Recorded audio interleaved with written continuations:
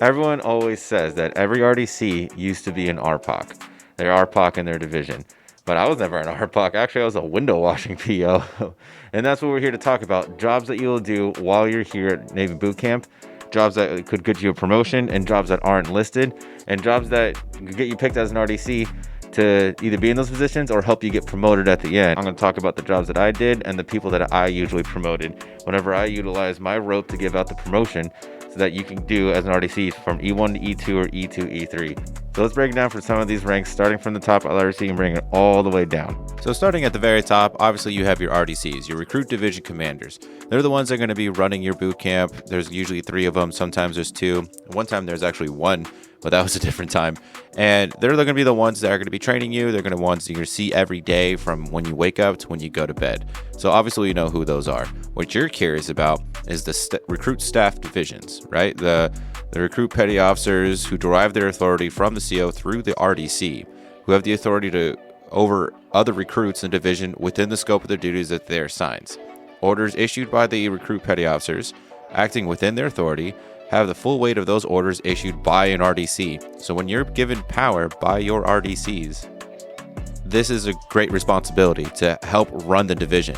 So with great power comes great responsibility. But right after that, you have the RPOC. What it used to be called RPOC. Now it's called Recruit Chief Petty Officer, but it used to be called Recruit Petty Officer in Charge. So that's why now everyone calls it RPOC, you know. They're the ones you see in front. They're the ones that walk around with the cutlass or the sword. They wear the rank of an insignia of a Chief Petty Officer, and they're a primary recruit assistant to the RDCs. They're in charge of maintaining good order and discipline, ensuring compliance with standard orders regulations, assisting the RDCs with implementation of schedules, which I used to have my RPOCs all the time just take my division to places and I would just meet them there. Reporting any abnormal conditions to RDCs, so anything that happens while they're gone, whether they're at lunch or it happens overnight, they got to report that right away to the RDCs when they come in.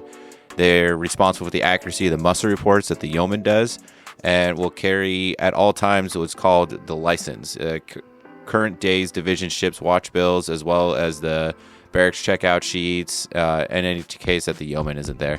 So it's a big responsibility. You're going to be the one that's in front when you do graduations. You're going to be the one that makes the calls as the division turns left, right, goes forward. You're driving the division, not only just like as motivation and leading them, but with the responsibility, but also literally when you're outside marching, you're going to be driving. I called on my RPOC all the time. RPOC, get the division ready. RPOC, get him in forward IG. RPOC, make sure we're checked out properly. You know, there's a lot of things that you call upon your RPOC. If the RPOC is an E1 or E2, usually they get picked as promotion, but not necessarily. But it's a good example of those that usually get picked out as like when the RDCs choose who they want to promote. So right underneath the RPOC, you have the yeoman, the AROC or RLPO, and the recruit master at arms. Let's talk about the RLPO, also known as the AROC. They're the ones that you always see marching a little further back or right next to the RPOC, and they're the ones that are singing the cadence, the 1, 2, 3, 4, left, right, or some of the songs that keeps everyone in step.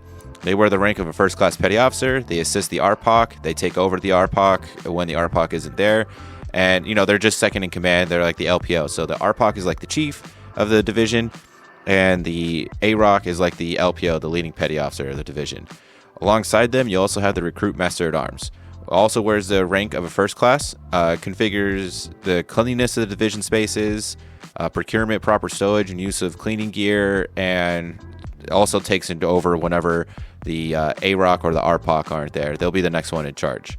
But usually you see them working with a lot of the any of the recruit petty officers that are in charge of cleaning. So usually get them on that. Now, right next to them as well is the yeoman. They're also going to wear the first class petty officer. They are busy all the time. I utilize my yeoman all the time because they're the ones that are going to be doing little things to make sure the paperwork always is ready, because when you have 100 recruits and you got to be able to pull individual hard cards and put them back and then make sure they're all that paperwork is ready to go. Obviously it's on the RDC, but having someone to help you, that you teach them, they understand it. So you're going to be in the office a lot. If you like being in the fishbowl, as a yeoman, definitely going to be in there and hear some interesting things. But they also wear the first class petty officer rank, perform general clerical duties to the division, assisting RDCs with preparation of maintenance and division reports, records, rosters, the mail. And the best part is they usually have a medical and dental yeoman that will be working with them. Helps out a lot. They're also in charge of the male petty officer, which if you want to be the male petty officer, that would be great, because then, who doesn't love the person that comes in and brings mail from home? It's really great.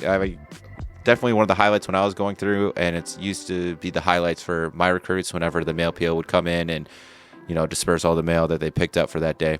Also working for the yeoman would be the educational petty officer. They're the ones that help you out whenever, if you're struggling as a recruit to pass some of the tests or you're not understanding the information. Usually as an RDC, we'll pick someone that, understands like study experience or already has a lot of knowledge about what's going on and can just help one-on-one with them. Usually also leading the division and readers. Usually if we have like 20 minutes or so and I don't really have time to like set something up for training, because I like filling any little extra minute with training, I'll have my educational petty officers just standing with a division, going over, running Quizlets with them. Sometimes we play little games of Jeopardy and stuff like that. Also, you have working for the yeoman, the athletic petty officer. So they're also going to be the ones that eventually will help lead warm-ups and cool-downs and stretching and running the PT with the RDCs. And then last but definitely not least is the religious petty officer. So those are the ones that will go to the services on Sunday a little early, help set up. It's usually like an all Sunday thing. And they also help the walk with the other recruits to make sure that they're using traffic patterns properly on Sunday to get to the services that they want to get to. But the reason why these all work for the yeoman is because they all have some sort of documentation. Medical and dental yeoman making sure that the hard cards are updated for the yeoman.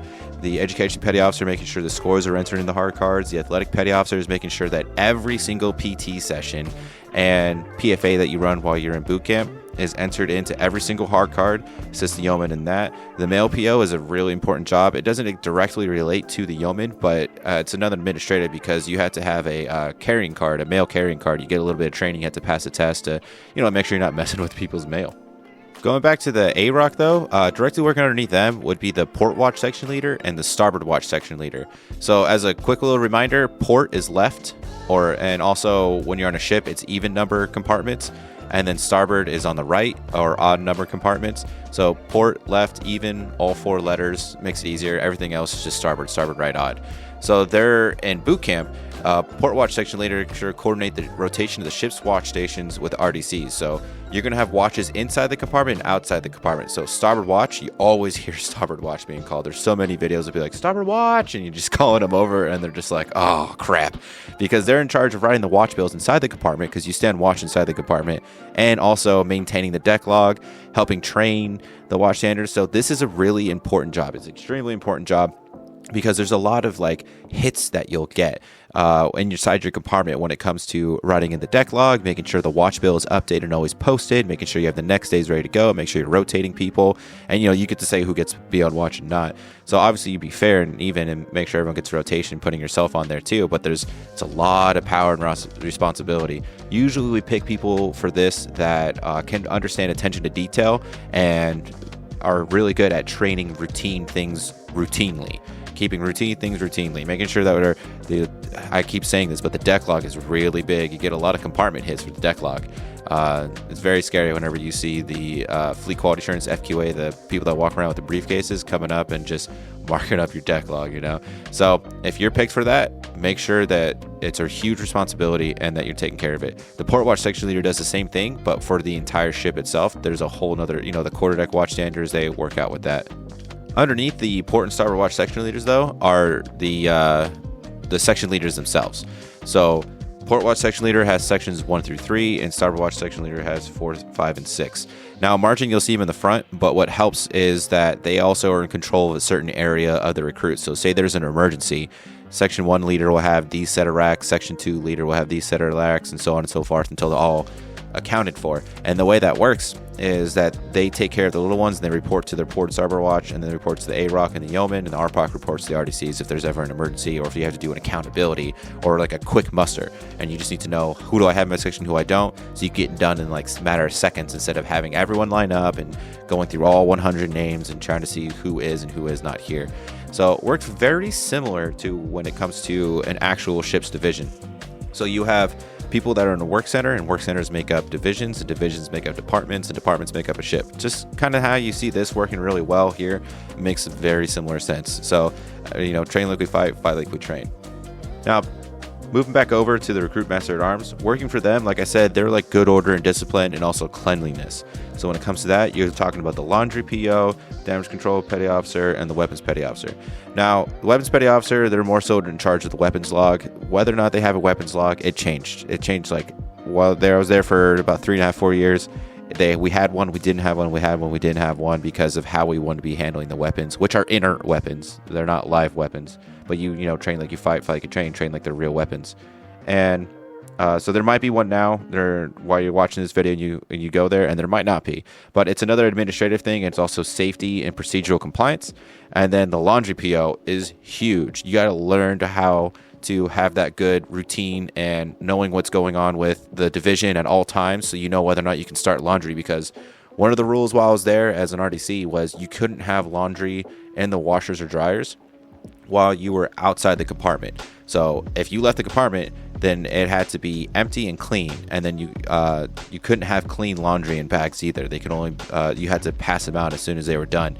So working with the RDCs, working with the schedule, it's a really important job. You got to time it right, figure out how things going, and you pick it up pretty quickly. But you'd be surprised. Something as simple as washing laundry could actually be a huge compartment hit if you don't do it right. Plus, it's important that you do it right, because you don't want to be wearing dirty skivvies when you're at boot camp, especially at certain times where you're just looking forward to a shower, because you might be marching all day while it's hot and then doing PT, and you go home, shower, and then you're just going to have dirty clothes again. So make sure they have a good rotation, something fresh pair always ready to go.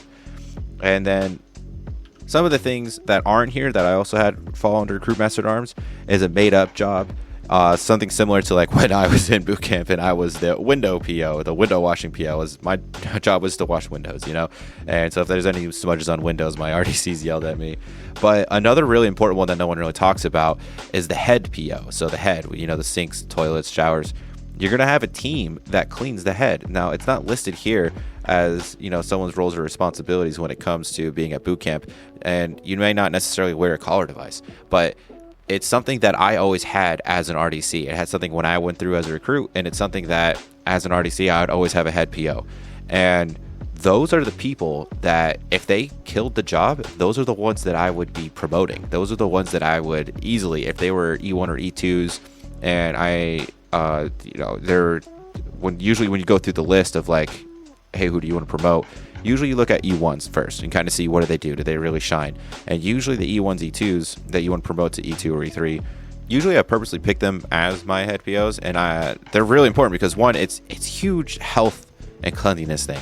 I'm huge about health and cleanliness. It just, especially when you have so many people going and utilizing the same showers, the same toilet stalls, and the same sinks. You just want to make sure it's clean, like just for good health and comfort. But also the head hits, when people walk your house, FQA comes in and checks things. People utilize the head all day, every day. They're in and out. So that's an all day job, especially right after showers. You got to clean up in there. And, sometimes you clean up after other people. That's a little bit messier. So it seems like it was always a thankless job. So to me, if my head POs did a good job, I would definitely be promoting them. They would be the first on my list to be promoted if they stood out and shine. And it's not even a real job that's on this list. So I hope you guys liked that video. If you have any questions about some of these jobs, leave them down in the comments below. Hooyah Navy.